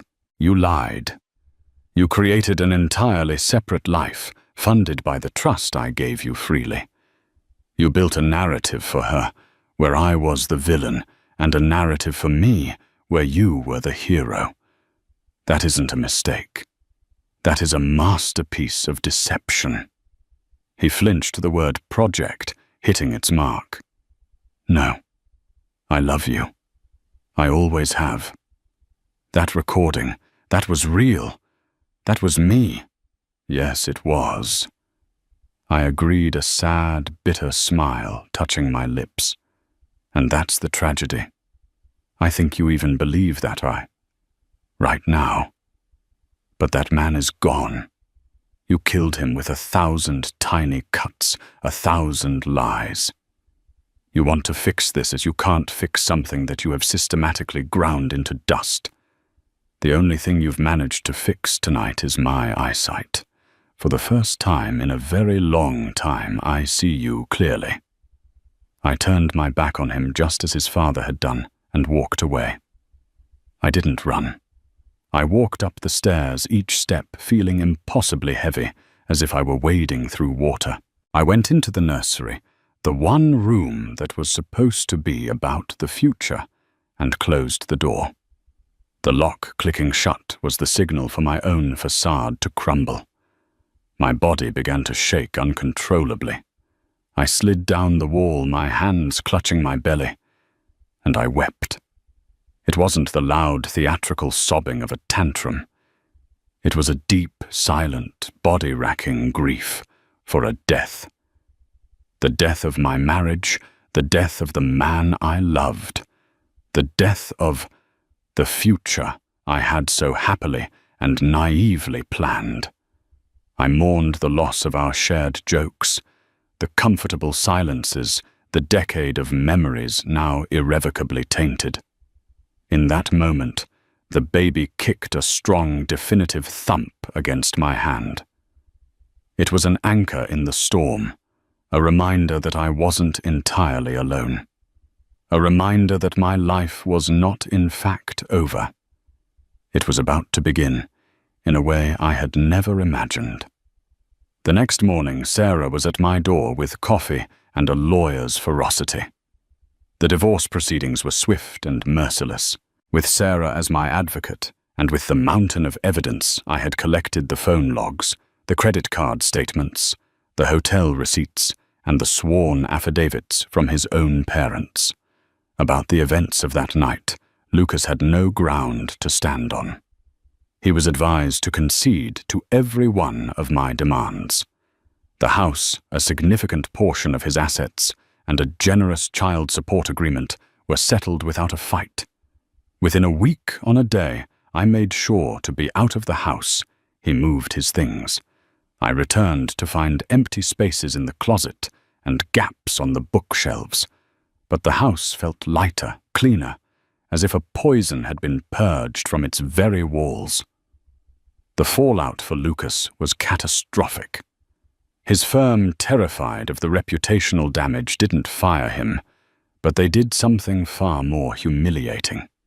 They moved him to a windowless office in the compliance department, a gilded cage where his sterling charm was useless. His career trajectory flatlined.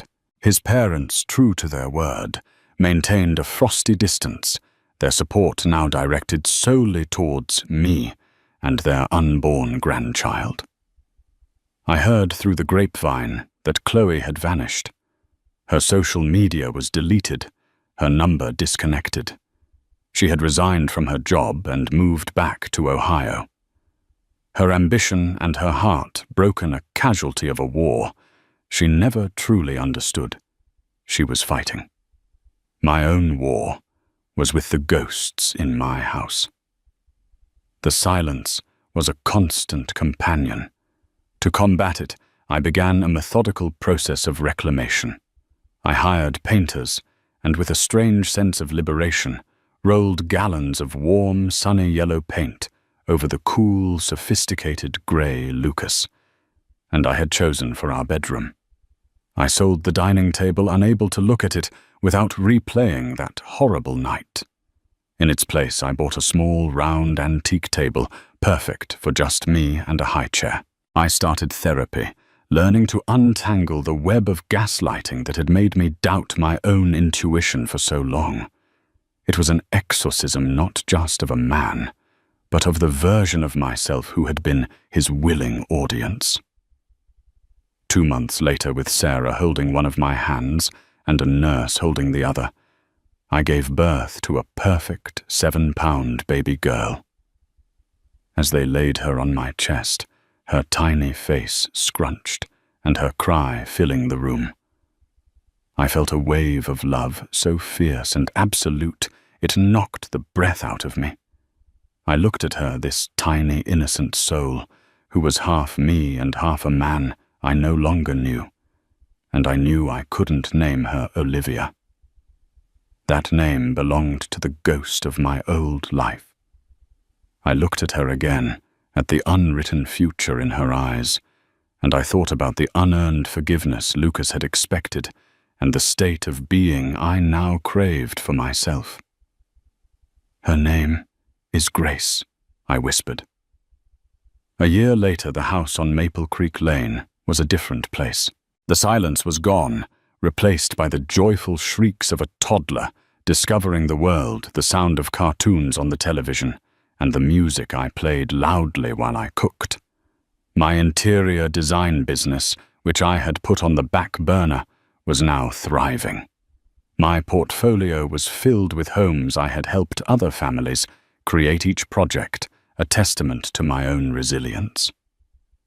One sunny afternoon, I stood in my kitchen, watching Grace chase butterflies in the backyard.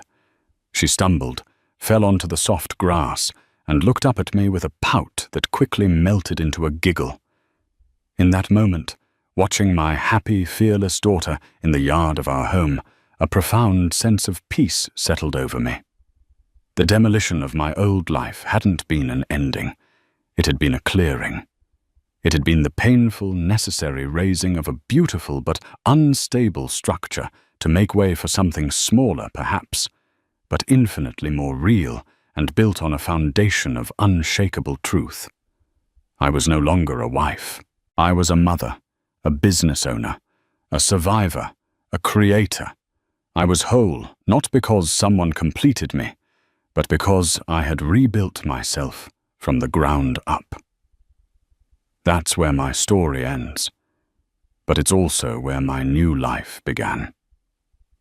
It's a harsh reminder that sometimes the people we trust the most are capable of the deepest betrayals. But it's also a story about finding strength in the absolute worst moments. My husband and his mistress thought they were rewriting my life, but they only gave me the pen to write a much better chapter. One of independence, resilience, and a love for my daughter that is more real than any lie he ever told.